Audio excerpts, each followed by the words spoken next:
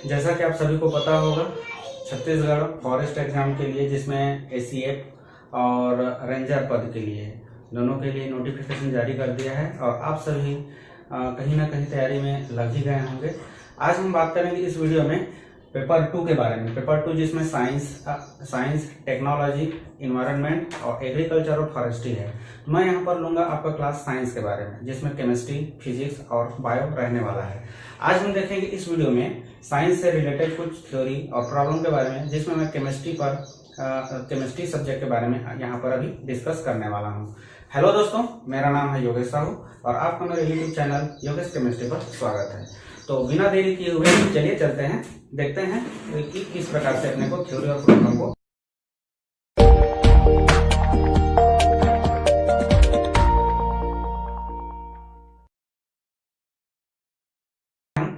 साम्यावस्था के बारे में। जैसे रासायनिक अभिक्रिया, सबसे शुरू आपका जो पहला टॉपिक दिया है केमिस्ट्री में वो है रासायनिक अभिक्रिया और उसके दर वेग के बारे में, साम्यावस्था के बारे में पूछा टॉपिक में दिया गया है। तो इसी को पहले लेते हैं। रासायनिक अभिक्रिया क्या होती है? केमिकल रिएक्शन और रासायनिक अभिक्रिया हिंदी में बोल सकते हैं। ये क्या होगा?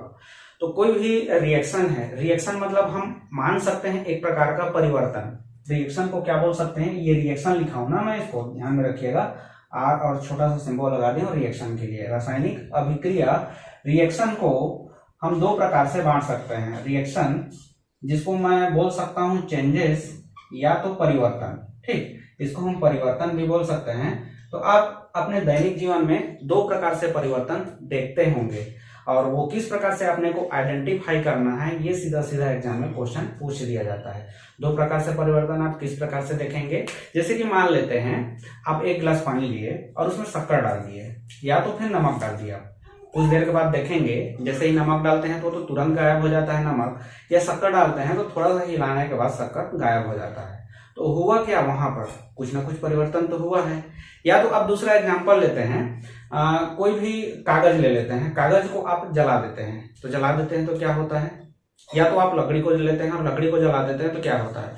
कुछ ना कुछ परिवर्तन तो हुआ वहां पर। तो इसी प्रकार के जो परिवर्तन है हम उसको साइंस के भाषा में क्या बोलते हैं? रिएक्शन बोलते हैं, ठीक।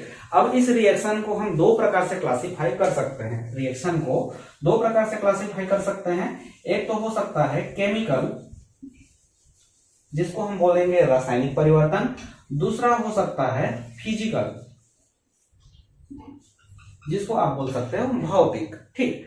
रासायनिक परिवर्तन और भौतिक परिवर्तन, दो प्रकार से हम इसको क्लासिफाई कर सकते हैं। अब आपको इसको पहचानना कैसे है? एग्जाम में डायरेक्ट यहीं से भी उठाकर क्वेश्चन पूछा जा सकता है और पिछले अगर क्वेश्चन को आप देखेंगे तो वहां कोई ना कोई क्वेश्चन आपको मिल ही जाएगा। तो फिजिकल परिवर्तन की पहचान क्या है, ठीक। तो आप एक तो आप इसके लिए कॉन्सेप्ट ये बना के रखिएगा, फिजिकल परिवर्तन जब होता है तो उसका भौतिक स्वरूप में बस परिवर्तन होगा। स्वरूप बोलने का मतलब क्या है? इसका जो फॉर्म है फिजिकल फॉर्म या भौतिक स्वरूप, उसी पर ही परिवर्तन आपको देखने को मिलेगा। भौतिक स्वरूप या बोल सकते हैं फिजिकल फॉर्म, इसी में आपको चेंजेस दिखाई देगा। और ये फिजिकल चेंजेस आपको हो सकता है गंध के रूप में परिवर्तन दिखाई दे, ठीक। दूसरा उसका कलर के अकॉर्डिंग हो सकता है, रंग में परिवर्तन करे, गंध में परिवर्तन करे, या तो अपना स्टेट, अवस्था में परिवर्तन कर सकता है। आपको यहीं से इसको पहचानना है, फिजिकल फॉर्म को, ठीक। भौतिक परिवर्तन को आपको यहीं से पहचानना है। या भौतिक आप किसको बोलते हो? जो देखने योग्य हो, सूंघने योग्य हो, छूने योग्य हो, आप उसी को ही भौतिक बोलेंगे। तो बस उसी प्रकार से इसको क्लासिफाई कर सकते हो। गंध में परिवर्तन, रंग में परिवर्तन जिसको देखकर बता सकते हैं, गंध में परिवर्तन सूंघ के बता सकते हैं, अवस्था में परिवर्तन छू कर या तो देखकर बताया जा सकता है। तो इस प्रकार से जो परिवर्तन होगा वो भौतिक परिवर्तन कहलाएगा। तो यहाँ पर मेन चीज एक आपको निकल कर समराइज यहाँ पर आएगा, इसका जो केमिकल फॉर्म है वो चेंज नहीं होगा। अब केमिकल फॉर्म क्या हो सकता है? केमिकल मतलब हम बोलेंगे सीधा सीधा इसका रासायनिक सूत्र, इसका रासायनिक सूत्र केमिकल फॉर्मूला यहाँ पर चेंज नहीं होगा। केमिकल मतलब हम सीधा सीधा उठाएंगे केमिकल फार्मूला को। अगर केमिकल फार्मूला चेंज हो गया तो हम उसको बोलेंगे केमिकल चेंजेस या केमिकल रिएक्शन। जहां पर रासायनिक सूत्र में परिवर्तन हो रहा है, परिवर्तन हो रहा हो, वहां पर हम बोलेंगे उसको केमिकल चेंजेस या केमिकल रिएक्शन। ठीक, तो इस प्रकार से दो भाग में हम इसको क्लासिफाई कर सकते हैं। अब जैसे कि मैं अभी आपको एग्जांपल बताया, पानी में आप शक्कर डालिए, शक्कर गायब हो गया। आप बताइए वहां पर अगर पानी में शक्कर डालते हैं, शक्कर का टेस्ट चेंज होने वाला है क्या? मीठा था पहले शक्कर, शक्कर मीठा ही रहता है। अगर पानी में डालने के बाद वो खट्टा हो जाता है या और कुछ दूसरा हो जाता है क्या? मीठा का मीठा ही रहेगा। एक पॉइंट यहाँ पर और जोड़ सकते हैं, टेस्ट से। जनरली आप टेस्ट से वहां पर नहीं बताएंगे, लेकिन टेस्ट भौतिक परिवर्तन में आप एग्जाम्पल में ले सकते हैं। ठीक, उसका जो स्वाद है। ठीक, तो अब वहां पर हम क्या देखते हैं, गायब तो हुआ शक्कर, लेकिन शक्कर शक्कर ही है अभी तक वहां, अभी भी वहां पर। तो इसलिए जो पानी में हम शक्कर डाले, शक्कर गायब हो गया, ये कौन सा परिवर्तन में आएगा? भौतिक परिवर्तन में। हुआ क्या यहाँ पर? उसका अवस्था परिवर्तन हो गया। पहले शक्कर सॉलिड फॉर्म में था, ठोस अवस्था में था, अब वो कहाँ चला गया है? द्रव अवस्था में चला गया है, उसमें जाकर घुल गया है, पानी में डिजोल्व हो गया है। तो उसका अवस्था क्या हुआ? परिवर्तन हो गया। तो जब शक्कर को डाले आप, शुगर को आप पानी में डाले H2O, तो यहाँ पर क्या हुआ? H2O और ये शुगर अभी भी वैसा का वैसा ही है, इसमें कोई केमिकल चेंज नहीं हुआ है। सिर्फ यहाँ पर ये सॉलिड फॉर्म में था, ठोस अवस्था में था, वो यहाँ पर लिक्विड अवस्था, द्रव अवस्था में आ गया है। ठीक वैसा ही एग्जांपल आप पानी और नमक का ले सकते हैं। ठीक, आप किसी चीज को पिघलाओ, ठीक, तो यहाँ पर बहुत सारे ऐसे एग्जांपल बताया जा सकता है। जैसे कि पहला एग्जांपल ये मैं किसके लिए बता रहा हूँ? फिजिकल फॉर्म के लिए ना, एग्जांपल में। तो यहाँ पर आप शक्कर को पानी में घोल सकते हो, दूसरा नमक को पानी में घोल सकते हो। तो ये भौतिक परिवर्तन के उदाहरण आपको मिलेंगे। और बताया जा सकता है यहाँ पर, तो और देख सकते हैं, कोई भी चीज पिघला रहे हो आप, पिघलाने वाली अभिक्रिया या परिवर्तन, जैसे कि मैं अभी बोला ना, रिएक्शन मतलब परिवर्तन, चेंजेस। तो पिघलाने वाली अभिक्रिया भौतिक परिवर्तन के उदाहरण बनाएंगे। और जैसे कि देख सकते हैं, तो बिजली का जलना आपको और पूछा जा सकता है। बिजली बल्ब जो रहता है, जिस पर इलेक्ट्रिसिटी के द्वारा हम जलाते हैं, बिजली बल्ब का जलना, ये भी भौतिक परिवर्तन के ही उदाहरण बनेंगे यहाँ पर। और ठीक, तो इस प्रकार से बहुत सारे ऐसे परिवर्तन आपको देखकर बताना है, पहचानना किसमें? गंध, रंग, अवस्था, स्वाद, ये सबसे इसको पहचानना होता है। तो आपको यहाँ पर ज्यादातर हो सकता है फंसाए, पिघलाने वाली अभिक्रिया। ठीक, तो पिघल रहा है तो उसका केमिकल फार्मूला चेंज नहीं होगा, तो उस कंडीशन में हम इसको क्या बोलेंगे? भौतिक परिवर्तन। हाँ, एक और मस्त एग्जांपल है, बहुत बढ़िया एग्जांपल है। जैसे कि आप पानी लिए, और पानी लिक्विड अवस्था में होता है, द्रव अवस्था में होता है, आप उसको गर्म कीजिए, गर्म करेंगे, ये गर्म करने का निशान होता है। तो आप उसको गर्म करते हैं तो क्या होगा? भाप बनेगा, भाप बन जाएगा ना। तो भाप के लिए हम क्या बोलेंगे? वो तो अलग अलग नहीं होगा ना, भाप बन जाएगा। ये यहाँ पर भाप के लिए मैं क्या ले लेता हूँ? वेपर ले लेता हूँ, वेपर का भी। ठीक, वाष्प अवस्था। ठीक, तो यहाँ पर ये जब द्रव अवस्था था और ये वाष्प अवस्था में आ गया, तो इस कंडीशन में हम इसको क्या बोलेंगे? आप देख सकते हैं, क्लियरली देख रहे होंगे, यहाँ पर भी H2O है और यहाँ पर भी H2O ही है। ठीक, तो यहाँ पर द्रव से वाष्प में गया, तो ये क्या हुआ? इसका भौतिक परिवर्तन। ठीक, उसी प्रकार से आप आते हैं केमिकल रिएक्शन पर। केमिकल रिएक्शन हम किसको बोलेंगे? या भौतिक परिवर्तन, रासायनिक परिवर्तन हम किसको बोलेंगे? तो रासायनिक परिवर्तन में क्या होगा? उसका केमिकल फॉर्मूला चेंज हो जाएगा। ठीक, जैसे कि मैं एक एग्जांपल लेता हूं, लिया मैं NaCl लिया, और इसको मैं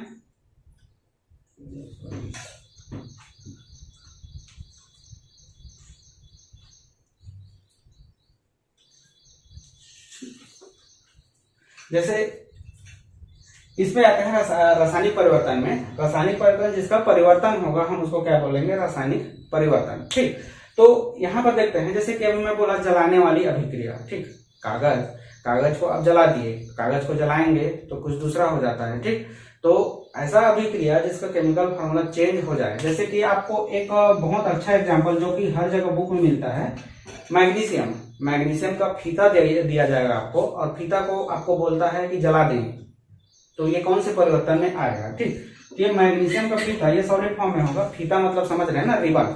मैग्नीशियम का रिबन लेते हैं और इसको अगर जला देते हैं तो क्या होगा, ये मैग्नीशियम ऑक्साइड में चेंज हो जाएगा और ये इसका राख बचेगा यहाँ पर।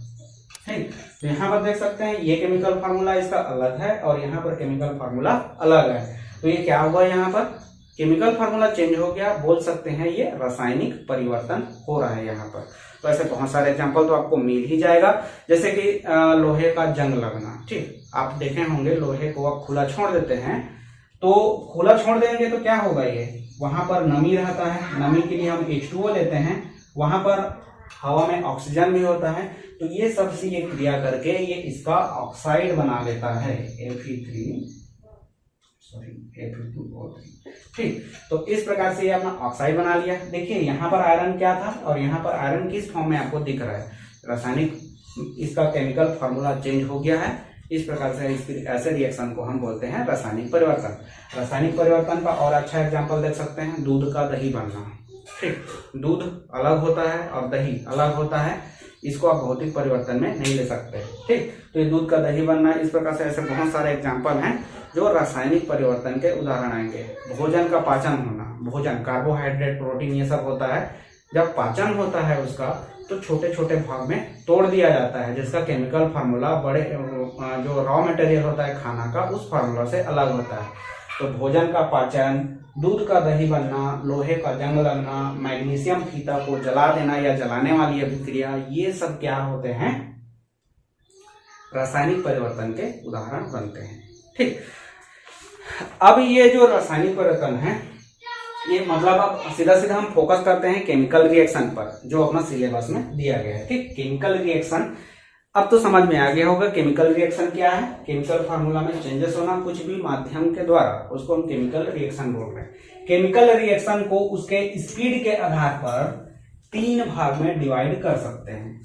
किसके आधार पर, उसके स्पीड के आधार पर, कितना फास्ट हो रहा है, क्या हो रहा है, तो उसके आधार पर हम उसको 3 भाग में डिवाइड करते हैं। और कैसे कैसे डिवाइड कर सकते हैं, केमिकल रिएक्शन को स्पीड के आधार पर ना 3 भाग में डिवाइड करते हैं। एक होता है स्लो रिएक्शन, जिसको मंद अभिक्रिया कहते हैं, हिंदी में मंद अभिक्रिया।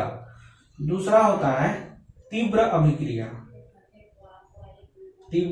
अभिक्रिया, जिसको फास्ट रिएक्शन भी बोलते हैं। और तीसरा होता है मॉडरेट, मध्यम बोल सकते हो, मध्यम, इसको इंग्लिश में मॉडरेट बोलते हैं, मॉडरेट रिएक्शन। ठीक, इस प्रकार से इसको 3 भाग में डिवाइड किया जा सकता है। हेलो,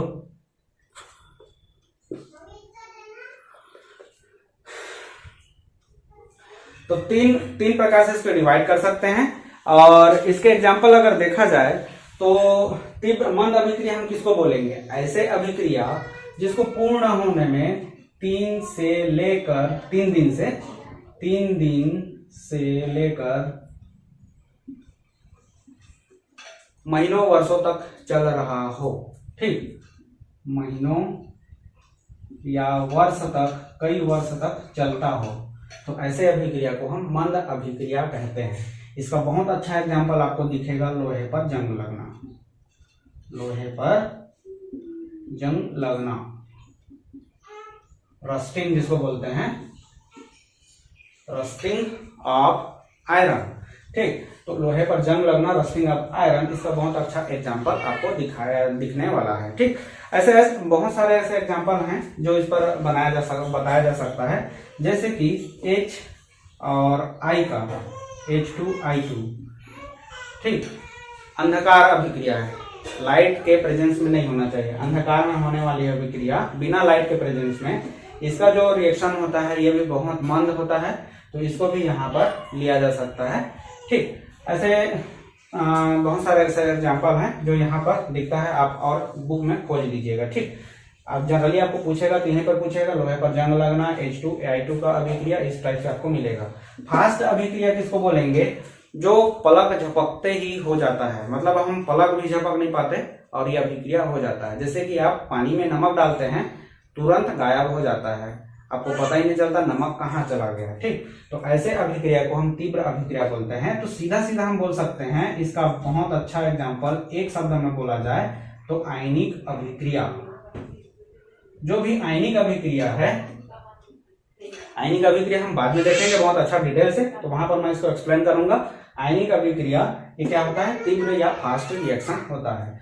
अब ये दोनों के बीच में यहाँ पर हम बोल सकते हैं बहुत ही कम समय में, ना स्पीड के आधार पर बोल रहे हैं, बहुत ही कम समय, पलक झपकते ही बोला जा सकता है, पलक झपकते ही अभिक्रिया हो जाए तो ऐसा अभिक्रिया तीव्र अभिक्रिया कहलाती है। मध्यम मॉडरेट अभिक्रिया हम किसको बोलेंगे? ये दोनों के बीच का, मतलब बहुत तीव्र गति से भी मत हो और बहुत अधिक लंबे समय में भी बहुत अधिक लंबा समय भी ना लगे, तो इसको हम बोल सकते हैं कुछ मिनट या तो कुछ घंटा या तो 1 से 2 दिन ज्यादा से ज्यादा। ठीक, तो उस बीच में हो जाता है, तो ऐसा अभिक्रिया को हम बोलते हैं मध्यम अभिक्रिया। कुछ मिनट से लेकर 1 या 2 दिन के बीच हो जाए तो हम ऐसे अभिक्रिया को मॉडरेट अभिक्रिया बोलते हैं। और इसी पर ही पूरा जो अध्ययन जो होता है रासायनिक अभिक्रिया का, वो सब अध्ययन यहीं पर होता है मॉडरेट अभिक्रिया पर। बहुत तीव्र गति से भी मत हो और बहुत जल्दी भी मत हो, तो ऐसे अभिक्रिया मॉडरेट रिएक्शन कहलाएंगे और पूरा काइनेटिक यहीं पर दिया जाता है। और अभी हम जब पढ़ेंगे पूरा चैप्टर में तो वो सब के सब मॉडरेट रिएक्शन पर आएगा। तीव्र अभिक्रिया में एक और हम ले सकते हैं लाइट रिएक्शन। लाइट रिएक्शन प्रकाश की उपस्थिति में होने वाली अभिक्रिया तीव्र अभिक्रिया के एग्जाम्पल बनाते हैं। ठीक, तो ऐसा ऐसा एग्जाम्पल यहाँ पर अपने को देखने को मिल सकता है। अब आते हैं अपने रिएक्शन के बारे में, मतलब रिएक्शन को किस प्रकार से अपने को अध्ययन करना है।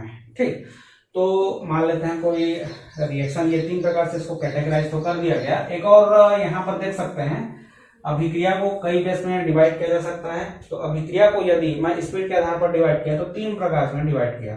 यदि ऊर्जा के आधार पर मैं डिवाइड करता हूँ, ऊष्मा या ऊर्जा, ठीक, इसके आधार पर मैं डिवाइड करता हूँ तो अभिक्रिया को 2 भाग में डिवाइड कर सकते हैं। एक होता है ऊष्मा शोषी अभिक्रिया, इसको हम बोलते हैं ऊष्मा शोषी को एंडोथर्मिक,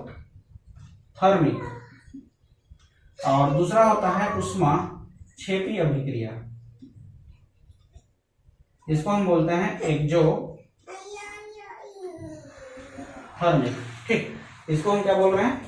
एंडोथर्मिक, इसको बोल रहे हैं एक्जोथर्मिक, ऊष्माक्षेपी। ठीक, ऊष्माशोषी और ऊष्माक्षेपी हम किसको बोलेंगे? अगर कोई रिएक्शन होता है, मान लेते हैं सपोज करते हैं A+B मिलकर प्रोडक्ट बना रहा है यहाँ पर, तो इस अभिक्रिया के दौरान वातावरण ठंडा हो जाए। क्या बोल रहा हूं मैं यहाँ पर? कोई रिएक्टेंट है यहाँ पर, अभिकारक है, मान लेते हैं AB, रॉ मटेरियल है, ये अपना रिएक्शन किया, परिवर्तन हुआ इसमें, आपस में कॉम्बिनेशन जो भी हुआ हो और प्रोडक्ट बनाता है, मतलब कोई नया उत्पाद बनाता है यहाँ पर, तो उस अभिक्रिया के दौरान वातावरण ठंडा हो गया हो। या तो हम बोल सकते हैं यहाँ पर इस अभिक्रिया को चलाने के लिए कुछ अपने को बाहर से ऊष्मा देनी पड़े, तो ऊष्मा देनी पड़े तो ऐसे अभिक्रिया को हम क्या बोलेंगे? ऊष्माक्षेपी। ठीक, और ऊष्माशोषी बोलेंगे। अगर ऊष्माक्षेपी हम किसको बोलेंगे? मान लेते हैं कोई अभिकारक है और ये उत्पाद बनाता है, प्रोडक्ट बनाता है, साथ में वहां पर ऊष्मा भी बाहर निकाल देती है।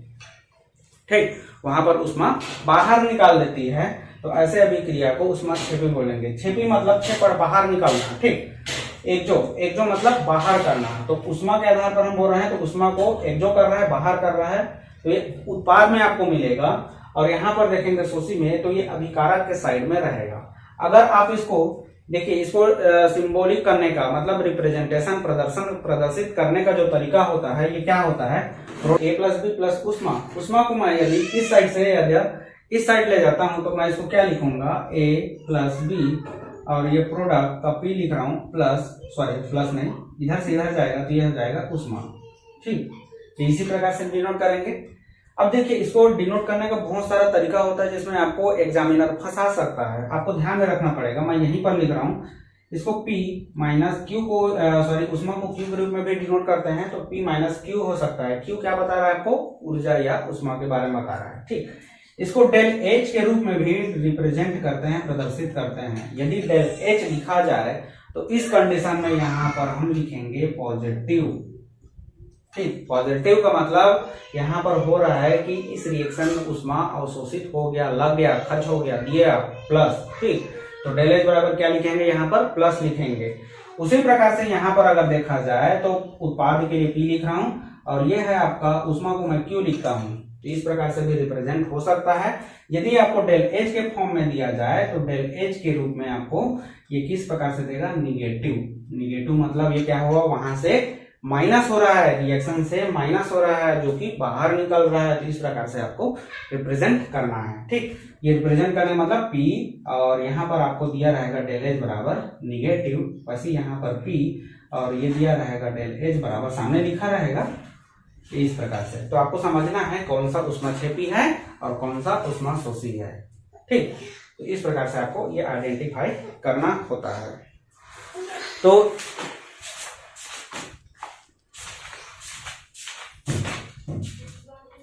उष्माक्षेपी और उष्माशोषी के ऐसे एग्जाम्पल अगर देखा जाए तो उष्माक्षेपी के बारे में अगर बात करूं तो कौन कौन से एग्जाम्पल यहाँ पर बन सकते हैं उष्माक्षेपी के।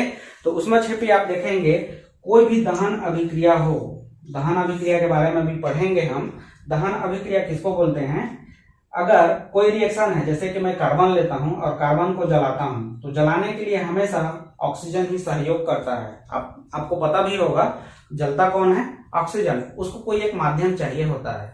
तो ठीक, कोई सा भी पदार्थ को यदि आप जलाते हो दहन अभिक्रिया तो ये हमेशा उष्माक्षेपी के एग्जाम्पल बनेंगे। आपको यहां से पहचानना है, अगर कोई रिएक्शन में प्लस O2 लिखा हुआ है तो आपको सीधा सीधा समझ जाना है ये कौन सा रिएक्शन है, उष्माक्षेपी अभिक्रिया है। तो इसके लिए डेल एच बराबर क्या होने वाला है, निगेटिव। ठीक, इसके लिए डेल एच का वैल्यू हो जाएगा, वो होगा निगेटिव।